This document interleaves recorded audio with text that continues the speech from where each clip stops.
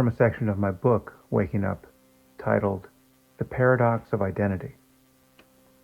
What makes me the same person I was 5 minutes ago, or yesterday, or on my 18th birthday? Is it that I remember being those former selves, and my memories are somewhat accurate? In fact, I've forgotten most of what's happened to me over the course of my life, and my body has been gradually changing all the while. Is it enough to say that I am physically continuous with my former selves, because most of the cells in my body are the same as or descended from those that made up the bodies of these younger men? In a now famous thought experiment, the philosopher Derek Parfit asks us to imagine a teleportation device that can beam a person from Earth to Mars. Rather than travel for many months on a spaceship, you need only enter a small chamber close to home and push a green button, and all the information in your brain and body will be sent to a similar station on Mars, where you will be reassembled down to the last atom. Imagine that several of your friends have already traveled to Mars this way, and seem none the worse for it. They describe the experience as being one of instantaneous relocation. You push the green button and find yourself standing on Mars, where your most recent memories of pushing the green button on Earth and wondering if anything would happen. So you decide to travel to Mars yourself. However, in the process of arranging your trip, you learn a troubling fact about the mechanics of teleportation. It turns out that the technicians wait for a person's replica to be built on Mars before obliterating his original body on Earth. This has the benefit of leaving nothing to chance.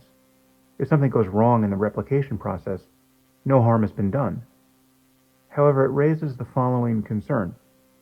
While your double is beginning his day on Mars, with all your memories, goals, and prejudices intact, you will be standing in the teleportation chamber on Earth, just staring at the green button.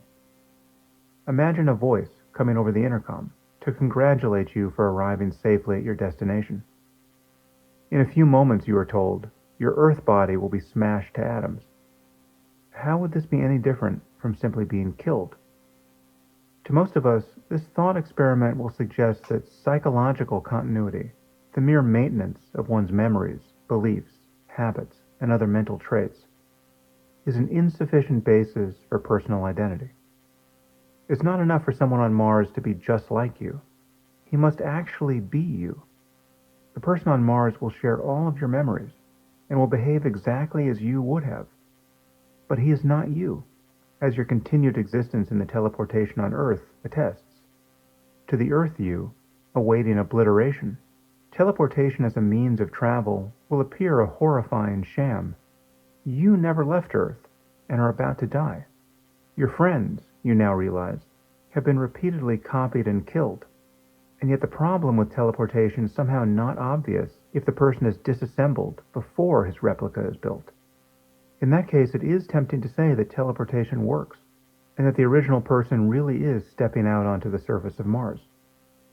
One might conclude that personal identity requires physical continuity.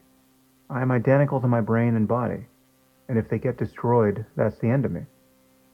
But Parfit shows that physical continuity matters only because it normally supports psychological continuity. Merely hanging on to one's brain and body cannot be an end in itself. Just consider the unfortunate case of someone with advanced dementia. He is physically but not psychologically continuous with the person he used to be.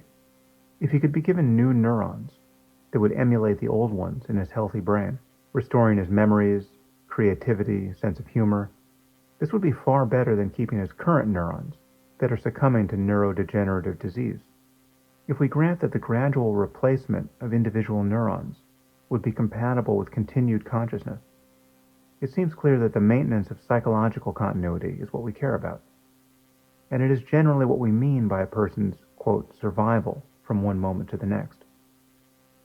Parfit pushes the concept of personal identity about as far as it can go, and resolves the apparent paradox of teleportation by arguing that, quote, identity is not what matters. Rather, we should be concerned only about psychological continuity.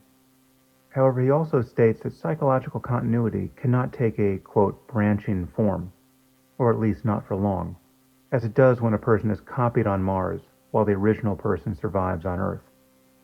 Parfit believes that we should view the teleportation case in which a person is destroyed before being replicated as more or less indistinguishable